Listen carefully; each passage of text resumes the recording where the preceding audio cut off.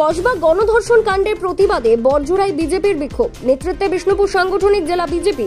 রাজ্য সরকারের বিরুদ্ধে তীব্র ক্ষোভ। দুর্গাপুর বাঁকুড়া রাজ্য সড়ক অবরোধ। কসবা ল কলেজের এক ছাত্রীর ওপর তৃণমূলের দায়িত্বপ্রাপ্ত ছাত্রনেতা সহ তার দলবলের দ্বারা গণধর্ষণের অভিযোগকে কেন্দ্র করে রাজ্য জুড়ে শুরু হয়েছে রাজনৈতিক আলোড়ন।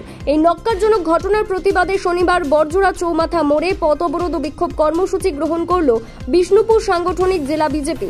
বিক্ষোভে অংশগ্রহণকারীরা রাজ্য সরকারের বিরুদ্ধে স্লোগান তোলেন এবং দোষীদের দ্রুত গ্রেপ্তারের দাবি জানান। বিজেপি নেতৃত্বের অভিযোগ, নারী নির্যাতনের ঘটনায় রাজ্য জুড়ে এক ভয়াবহ পরিবেশ তৈরি হয়েছে, অথচ প্রশাসন নীরব দর্শকের ভূমিকা পালন করছে।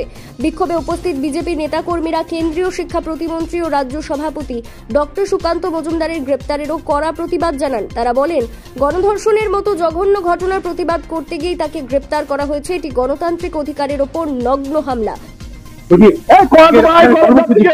আজকে কর্মসূচি হচ্ছে কসবায় যে কলেজ ছাত্রীকে ধর্ষণ করা হয়েছে এবং সেখানে তৃণমূলের ছাত্র পরিষদ নেতা জড়িত আছে, তার বিরুদ্ধে গতকাল আমাদের পশ্চিমবাংলার রাজ্যের সভাপতি ভারতীয় জনতা পার্টির কেন্দ্রীয় শিক্ষা প্রতিমন্ত্রী ডক্টর সুকান্ত মজুমদার যখন আন্দোলন করে, পুলিশ তাকে গ্রেপ্তার করে এবং সেই গ্রেপ্তারের সাথে সাথে সারা রাত লালবাজারে তাকে আটকে রাখা হয়।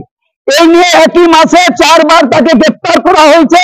মমতা ব্যানার্জি পশ্চিমবাংলায় দুর্নীতির সাথে সাথে যেভাবে গণধর্ষণ হচ্ছে পশ্চিমবাংলায়, তার বিরুদ্ধে ভারতীয় জনতা পার্টি লড়াই করছে, সম্মানীয় রাজ্য সভাপতি লড়াই করছেন এবং তার জন্য মমতা ব্যানার্জির পুলিশ তাকে অ্যারেস্ট করছে। তারই প্রতিবাদে আজকে আমরা ভারতীয় জনতা পার্টি বিষ্ণুপুর সাংগঠনিক জেলার পক্ষ থেকে বড়জোড়া চৌমাথাতে পথ অবরোধ এবং আমরা পরিক্রমা করছি। প্রশাসন বাধা সব জায়গায় দেবে, প্রশাসন তৃণমূলের কাজ করে।